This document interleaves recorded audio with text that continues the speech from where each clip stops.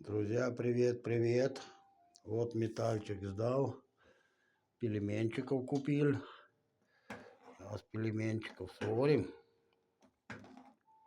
О, поедим. Будет нормально. Со сметаной. Маленькую сметанку взял.